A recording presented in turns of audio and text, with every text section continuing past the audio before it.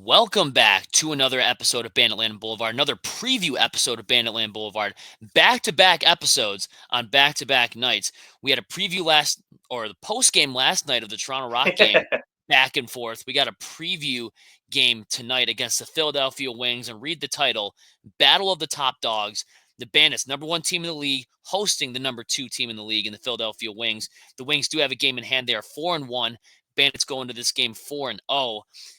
Looking to stay undefeated. Tony, how are you feeling going into this Saturday's game as the Bandits host the Philadelphia Wings?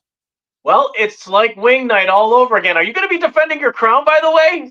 They got to let me know when a wing night's going to happen, bro. I don't know if I have a title to defend. I might have just retired a champion.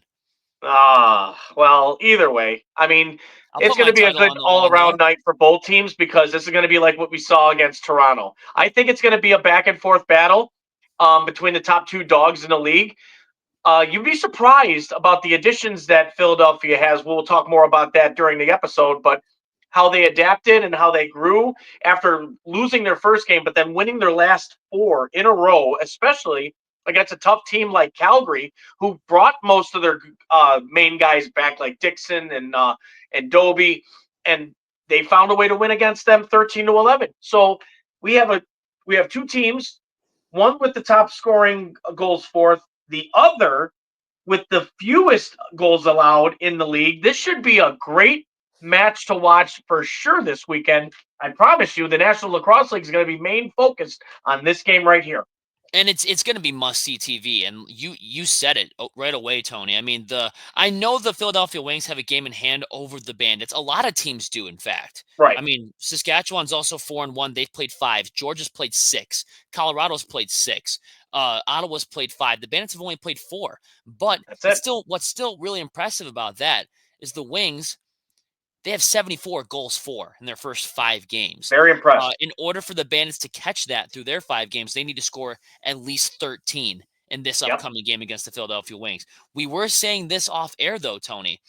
Uh, the Bandits' goals against, 33 goals against, lowest in the NLL. But we were also mentioning, look at the competition the Philadelphia Wings were facing against. Did they Yep. have legitimate defenses that can be championship caliber? I don't Hmm. know. I think Calgary's on the rise and they're an up and coming. They're a fun team to watch. I don't know if they're championship caliber as of right now, but that offense, man, you look at the leader in goals, and we're going to get into him in a little bit, but Joey Rezateritz is the captain of that offense, dude. He's the quarterback of that power play, quarterback of that offense. He's the one that tallies all the goals for those guys, and it's not just him. I mean, you got a whole roster full of players that can put the ball in the back of the net, and we're going to get into that. But what Yep. can you expect, first of all, in this game, Tony? I mean, they were more so rivals back in the 90s, I would think. Hmm. And this isn't the OG Philadelphia Wings. The OG No. Wings are now the Albany Firewolves. And you can still tell, even when those two teams face against each other, there's still a little bit of bad blood there. There's something, whenever I watch a Bandits and Albany game, it always feels like tensions are high. These guys, and it's not so much. This is the expansion Wings. It almost doesn't really feel the same.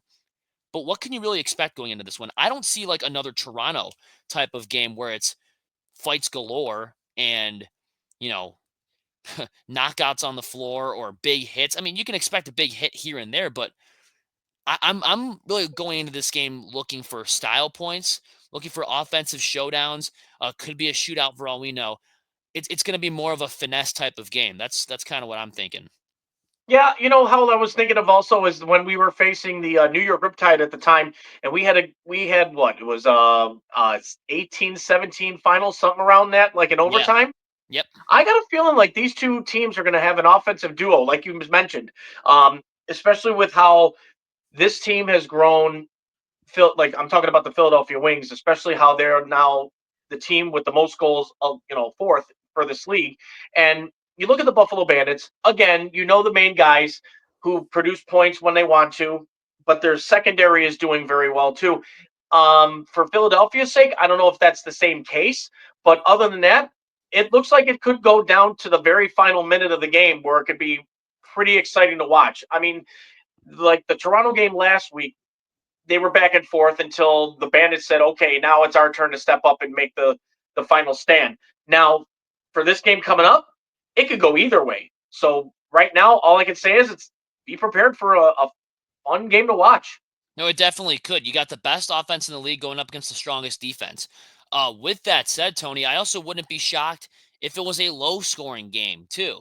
I mean, you Could be got the top possible. offense squaring up against the best defense. It could be one of those games similar to that of the Georgia Bandit game in the regular season last year, where it was what was it, a 10-9 final or 9-8, whatever it was, Yeah, 8-7, or whatever the score was in that game. We could be expecting something like that. I really am curious to see as soon as that first faceoff happens. That's when you get a good idea of how the game is going to flow. That's what I'm looking forward to most because I really don't know what to expect going into this one. I think there's really no middle ground. I think it's either going to be really high scoring or it's going to hmm be extremely low scoring. And it's going to be sure, one of those goaltending duels. But you got a little bit of everything here. You got two great offenses that can put the ball in the back of the net. Um, you got a goalie in Philadelphia, Nick DeMood, who has shined against the Bandits at least last year when he was the starter for Panther City. It's no that's longer right. Zach Higgins, but I will say Zach Higgins, when he in those games where he was a Philadelphia wing, he played the Bandits fairly well. The Bandits dominated him in Ottawa this year, but I think one number one positive thing about the Bandits is they don't have to deal with Zach Higgins diving across the crease making a big save. But they got to find a way to get to Nick DeMood this year, unlike what they did last year. And I'm going to jump right into it. Players to watch. Sure. Nick DeMood is my number one guy. I want to see what this dude can do in Banditland. We saw Yeah, him in Fort Worth, Texas last year. We've never seen him in Banditland. So I mm-mm. don't know if he's very naive to the atmosphere. He's probably seen videos of what Banditland is like, but this is his first time in Banditland. And this could actually bleed into one of my keys to victory for the Bandits. Make that a rude awakening for him. Make it Mhm. hell on earth. Make it relentless. And I know the fans are going to do their thing, taunting Demood. They're going to do their thing. Oh But yeah, he's naive to this building. That could be extremely beneficial to the Bandits, and it can make the Wings feel very snake bitten very quickly. But Nick DeMood is my number one player to watch. I want to see what the Tendy's going to bring against this Bandits offense. He played fairly well against the Bandits last year. He does have a shot at doing it again. I'm not going to lie to you, Tony.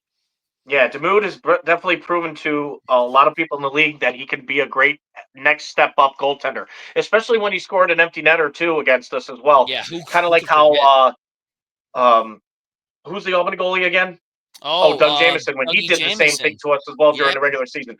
Guys like that, when they have a team in front of them that is going to force you to pull your goalie and possibly have a goaltending goal, Demood's very, very accurate with that. So he played smart against the Bandits last year, especially with Fort Worth Panther City. Um, but this is a brand new team starting off really good, especially getting, now moving to Philadelphia and playing for them, and especially with the preparations and the strategies, it's looking very, very bright for them right now. So that's a good choice for Demood.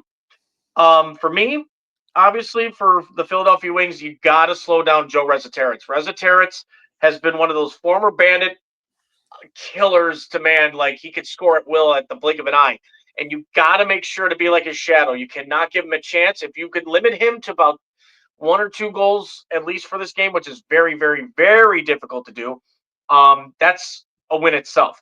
But it's going to be very difficult now for you to shut him down because he's got more weapons this year than he did the previous seasons. Yeah, and some of those other weapons. I mean, I could also name Phil Caputo. He's a Yep. sneaky under the radar guy that can easily find the back of the net. How about former Rochester Nighthawk Holden Katoni? I mean, Yep. we used to see him what 2 times, 3 times a year. He knows how to score against the Bandits. Holden Katoni is definitely a player that I'm watching right now. How about other Bandit legend that they picked up from the dispersion draft? How about Tony Malcolm? Mm-hmm. He's a Speedy, guy that can quick put the ball guy in the back of knows the what he's net. doing. You got to at least admit that they've really built up a good team this year, and Philadelphia is a dangerous team to look out for. Yeah, you got Also, we got to Ryan mention Wagner. Mitch Jones, who's also Mitch. still produces points. Like he knows how to play the game from the back of like it's like backyard lacrosse basically for him, and he treats it like it. Yeah, no, definitely. And we know Mitch Jones extremely well, being Mm, Bandit guys, and he was great as a bandit. He's great as a wing too. Ryan Wagner on defense, some guy that shouldn't go underlooked either. 6'2", 190 pounds. He's always a big physical presence there on the back end. We can also look at Jordan Storos too, man. I mean, there are a lot of former bandits on this team that know this team very well that have played under Yep. Johnny T. Blaze Riordan is on this team. He was a former bandit there for maybe a year or two. But yeah, the main three I'm really looking at right now are Nick Demude, Joe Rezateritz, and probably Mitch Jones. Yep. And I would if have you to can agree with limit you, those but like guys, you said, they've built a team this year. So it, like I said, it could be an epic battle for this Saturday coming up, but it's going to be down to where who is going to be the better team. yeah, I mean, no, you're exactly right. And just looking at the way that they've played their games so far, Hmm. and I'm just gonna go to the games that they already played. Sure. If I can get there, let's see, because it's only showing the games that they have left to play. I mean, okay, this is another thing. NLL, your website sucks. I mean, I'm just going to put that out there right now. NLL, your website is absolutely the worst freaking thing on this. Not number one, it's slow as hell. And number two, it doesn't ever take me to what I want to see. There we go. Philadelphia Wings. They started off the year losing on the losing end. They're on a 4-game win streak right now, 4-game heater. Yep. Week one, they lost to San Diego 18-15. So they piled on 15 in their first game. Second game, they beat Las Vegas 19-10. Then they beat Las Vegas again. They swept them in the home and home. They won 15-9 on December 20th. Then Hmm. in a close fashion, they beat the Saskatchewan Rush 12-11, beat the Roughnecks 13-11. So you got 15-19, 15-12, 13. Talk about a high-powered offense there, Tony. I mean, the Hmm. Bandits, though, however, I mean, we've seen 15, 18, 13, 15. 15. So it's not that far off. And the Philadelphia Wings have a game in hand. That was why I was saying before, Tony, that Hmm. this is either going to be the goaltending duel of the century or it's going to be an absolute bloody shootout. Yeah, well, we're gonna have to see how they do defensively because that's the only thing that's gonna probably be the difference in this game is who's gonna be smarter on defense to shut down those high-powered offenses from both squads. The way how our defense has been so far for the first three games, keeping teams under 10, but with the previous game that we just had against Toronto, they found a way to, exploit our defense in a way you may say, and scored 13 against us. So that could be a key factor of how to get past Vince in our defense. But I think that game was just like okay, we had a hiccup. Now we can go back to basics and get back on track how the defense was going. But you have a much tougher task coming in to the KeyBank Center on Saturday. So buckle up because it's going to be a definite challenge. You're going to be waiting to see. And before we get into some of the Bandit players to watch, I just got to say this, like the Bandits, as good as they are, a lot of the times, especially at home, I've noticed over the past couple of years, they do play down to competition. When Hmm. it's the 4-1 Philadelphia team that comes in, these are the games that the Bandits usually surprise some people, and it's a surprise blowout kind of game, or it's a game where the Hmm. Bandits have full control of it from the first quarter on, and they're just weird like that. They always play up to competition, but, as we've seen in the 2023 season where they had to come from behind and win a lot of those games in the second Yep. half against lesser talent. And even last year when they got off to that slow Excuse me. start, starting off 5-6, a lot of those teams that beat the Bandits at home, they weren't better than the Bandits. The Bandits just got the best of themselves. And they were just kind of playing down to their competition. When you get a team like this that's number 2 in the NLL, I think these are the kind of games that the Bandits are salivating at the mouth. They're chomping at the bit to go out there and play. And these are the Hmm. games where they usually thrive and maybe surprise some people in the stands. Like, oh my God, we just beat that team by that much. Like the Bandits have a tendency of doing those things. And that's why I feel fairly confident going into this week for the Bandits going in against the Philadelphia Wings.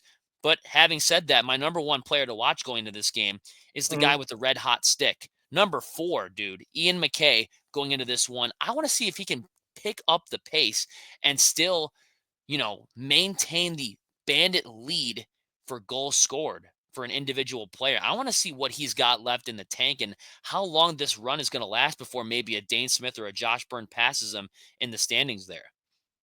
Well, I mean, that depends on Ian McKay himself. I mean, the way he's playing, like we said last game, he was playing for a purpose on that last game. But you could carry that on for the rest of the season and build yourself a championship mode. Uh, and it's like an unstoppable force. So Ian McKay, if we see 5 goals again from him, I don't see this team losing to Philadelphia like that No, at all. I mean, the man's playing with such pure heart and pure, and high spirits because of the fact of, he just suffered a loss, but in his mind, he goes, you know what? I still got a family that supports me, and I can't wait to do what I do best, and that is keep pace of being ahead, at least in the goal column against Dane Smith and Josh Byrne. But other than that, I got a good feeling if Ian McKay can pop another 5 goal night, I don't see this team losing.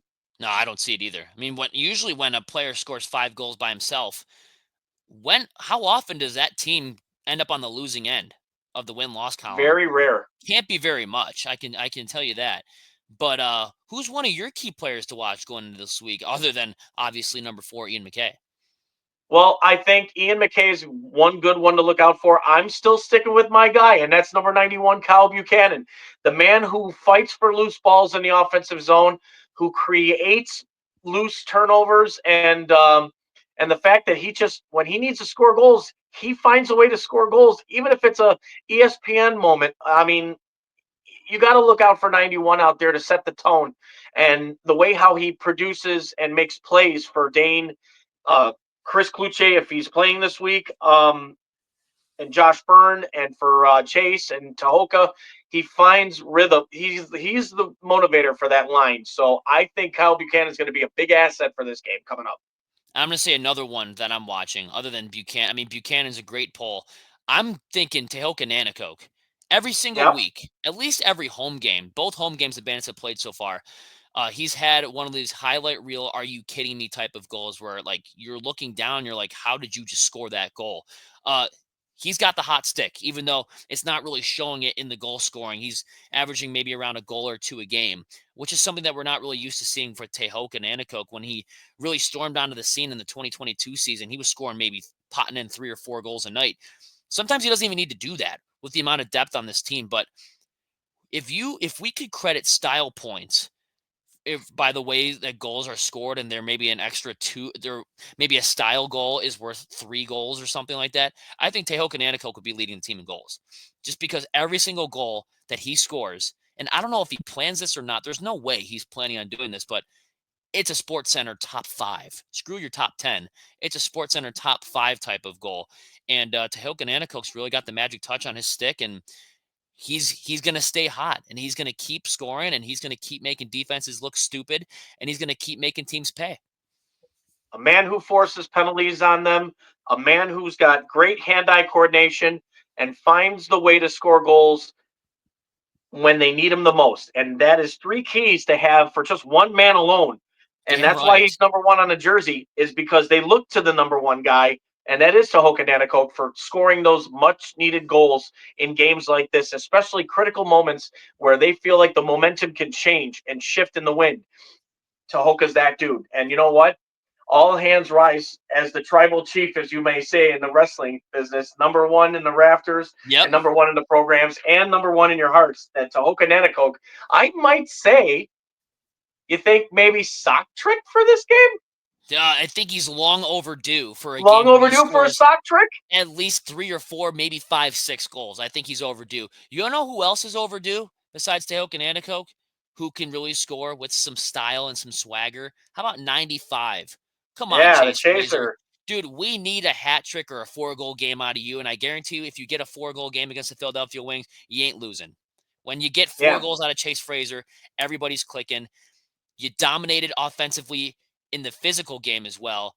You're not letting them push you around. When Chase has 4 goals on the night, the rest of the team is buzzing because he's got those celebrations down. He's got the stylish goals. He's got the great behind the back shot, just like Kyle Buchanan does, and Tehoka Nanticoke has the ability of doing as well. When he gets clicking, good luck for the other team, because when you get a happy Chase Fraser out there, I would hate to be a player on the other team. Yeah, isn't it nice to have a secondary team or a secondary line can score as many goals as the number one line on his squad? That's why I And you never could call him just breathe secondary. a little easier for how good this whole team has gelled into one big plan to beat their opponents up with no problems or with as little problems as possible. But that's the thing about what's so great about this team is that they have found the right pieces to win championships. And that's why for teams coming in or us coming to their house, it is tough to beat because we bring that A-plus game almost every single game. And it's so hard to downgrade us for how well we gel as a team. And that's the thing teams hate the most is that when they see a team coming in, have a set plan by one of the greatest, not the greatest, coaches in the league, Johnny Tavares, and having a plan going in and saying, well, how do we beat that? There's no way, Yep. but we got to play them anyways. It's like, damn, we can't do it. So it's nice to be on the winning side for that. Anyone that's watching or listening to this right now, you could quote me on this. Facing against the Bandits is like the Daytona 500. You can plan how you want to attack that thing and how you want to win, and then it starts, and you're like, oh, this is different. Like, this is not what I expected. Facing the Bandits is like racing at a super speedway. Mm-hmm. You can plan it as many times as you want. Oh, I'm gonna win it by doing this. I'm gonna win it by doing this. I'm gonna win it by doing this. And then the track gets you. You get eaten by the track monster. And then in this case, the Bandits give you a taste of humble pie. This is what we've been seeing for Hmm. years with this team. And when you get them in a rhythm and you get them in a win streak, I mean, hell, go back to 1993. Go watch that tape when they went, they went a perfect 8-0 on the season, went 3-0 in the playoffs, swept, had the only perfect season in National Lacrosse League history. When you get these boys buzzing, you can plan all you freaking want to beat these guys, but it's going to take a real level talent to take these guys down. Does Philadelphia have a shot? Of course they do. They're 4-1. They're second in the league overall in the unified standings. The Bandits are 1 and the Wings are 2. If there was a team that could take down the Bandits right now, I would 100% tell you it's probably the Philadelphia Wings, and nobody else really. I mean, Saskatchewan, Buffalo's had a rough history against those guys, but they really sort of bounced back against them last year. The Bandits have a good record against Vancouver. Georgia Swarm, they play the Bandits fairly well, but the Bandits usually come out on the winning end of that too. This team is great. You can plan all you want, but you got to prove it as soon as that first whistle happens. You got to try to execute that plan, and that's what the hardest thing to do against the Bandits is. Yep, and the Bandits have proven it time and time again that you got to beat the only way you're going to beat the best is you got to beat the best, and that's the Bandits right now. They're the ones at the top of the mountain, and you got to try to knock us down. So, unfortunately, due to circumstances, has anyone done it yet this Not season? yet. Nope, Not last year not either. one. It was getting close last year, but the Bandits came back out on top. I'll tell you that. No one has even come close this year except maybe the Toronto Rock. That's But about it. what are your keys to victory? Well, we already kind of gave you a couple hints for this one. Number Jesus. one, you know who that goalie is in net, Nick Demude. And I kind of teased this earlier, but you got to make this experience, his first experience in Banditland, make it a living hell. I'm talking about the players, I'm talking about the fans, the fan base that's going to be taunting him the whole night. Make it miserable. These athletes can say they're not listening, whatever. They don't have rabbit ears. They don't hear what everybody else is saying.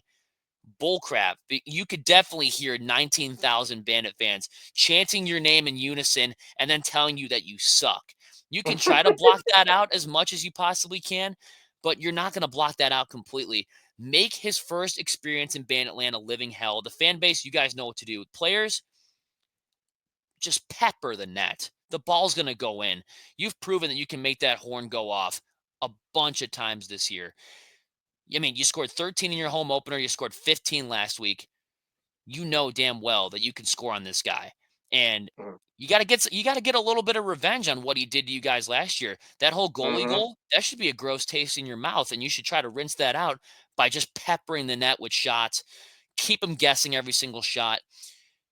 Even when the shot clock's at 25 seconds, you got a clear lane. Shoot the damn ball. What's the worst that could happen? He makes a save. I That's mean, right. shoot. pepper the net, make it miserable for Nick DeMude. Yep. And also a keys to victory is protect your goaltender. Defense has got to step up, especially after the outcome of last game.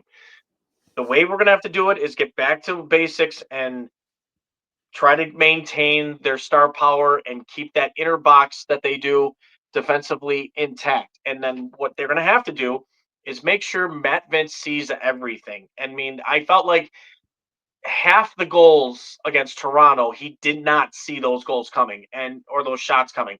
Um, but other than that, the way they've been protecting them, keep up with that kind of mentality, and the intensity is to slow down their main guys. You do that, their secondary has got to step up. But you know what they say about Buffalo? We have an all-around team. Yep. Do they have the all-around team? I don't know. I can't say yes at Well, it's first too until I early to see it for tell. myself. Too early to tell. But I mean, but until then, defense has got to be in lockdown mode right off the gate.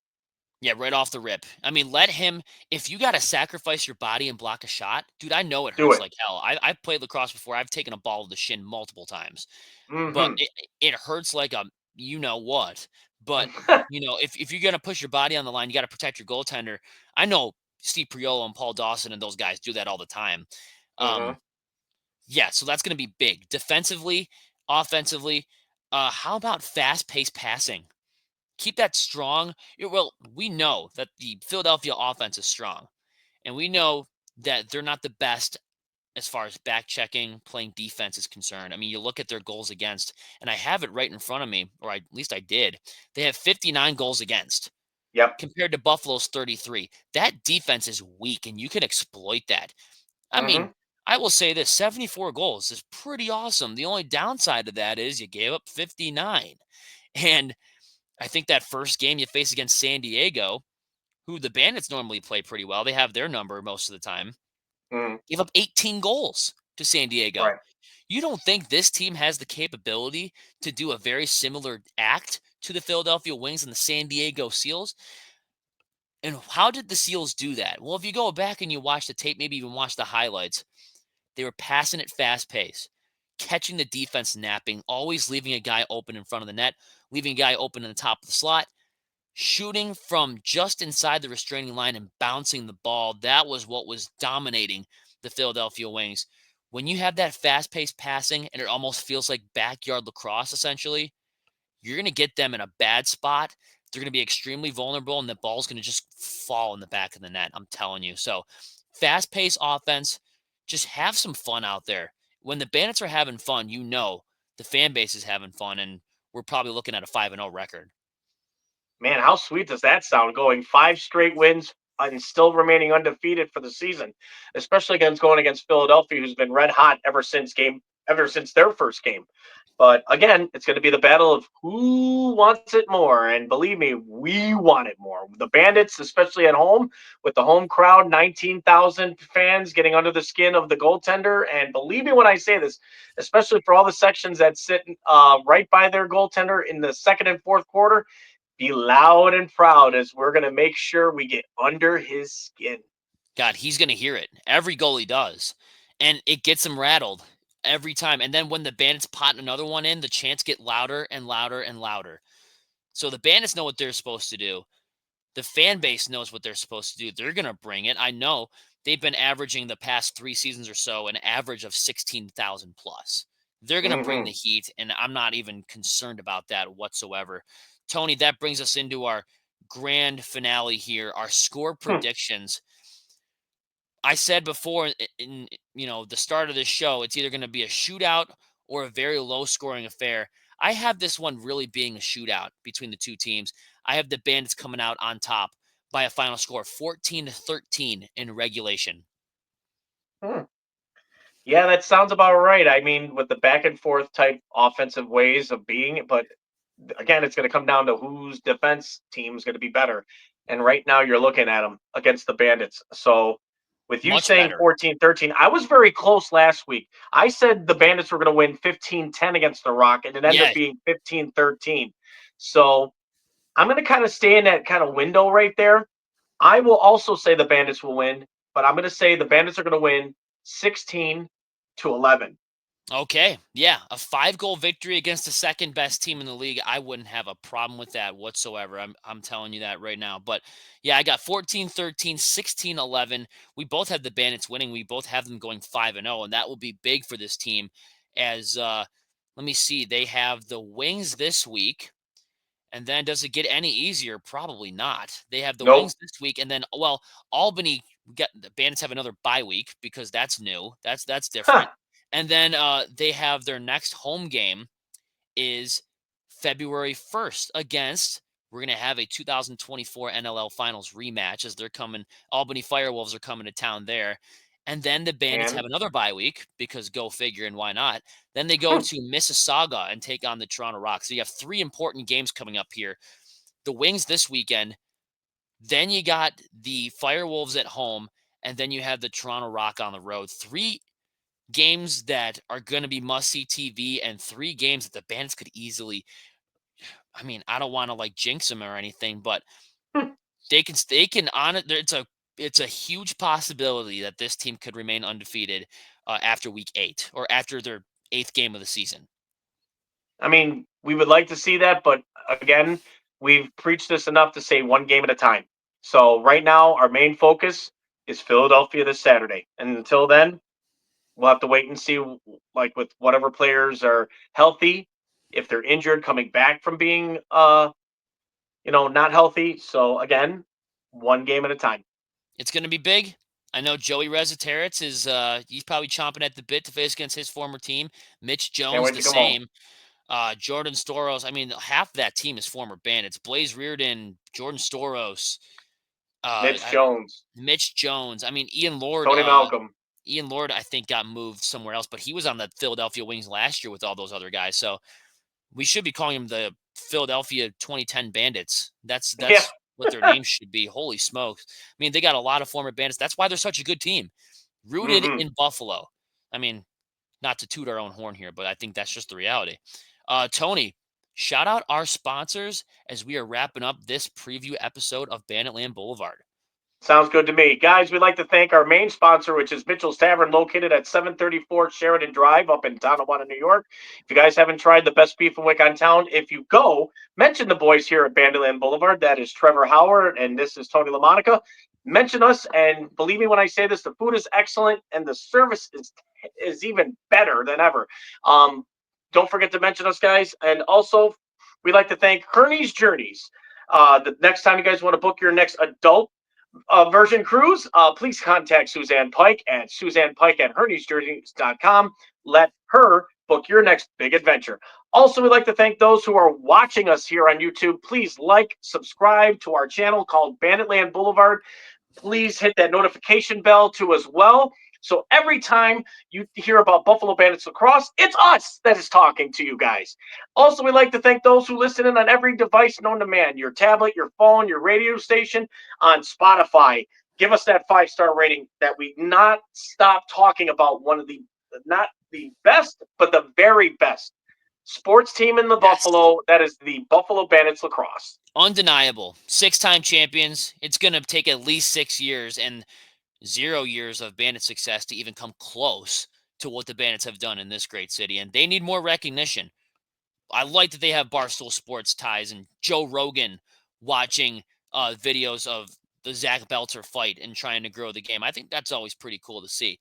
And it's always getting the Bandits some more airtime. Maybe not for all the right reasons, probably for all the wrong reasons. But the Bandits are looking to go 5-0. This time against the Philadelphia Wings. Battle of the top dogs. 1 seed versus the 2 seed. Must see TV. I'll be up in the press box. Tony will be in section 119. It's going to be a great show. But after every single episode of this show, we always end it with 3 straight words. And we've kind of been doing it in the way that Chris Swenson, the PA announcer, does it. What are those 3 ways? What are those 3 words that we use to describe and wrap up this wonderful show? Ready? Yep. 1, 2, 2, 3. 3. Let's go, Bandits. Let's go. Let's go. The champs are here. And keep them here. We want to keep them here. Let's go. Take down Philly. Chop those wings off. Time to eat. Let's eat.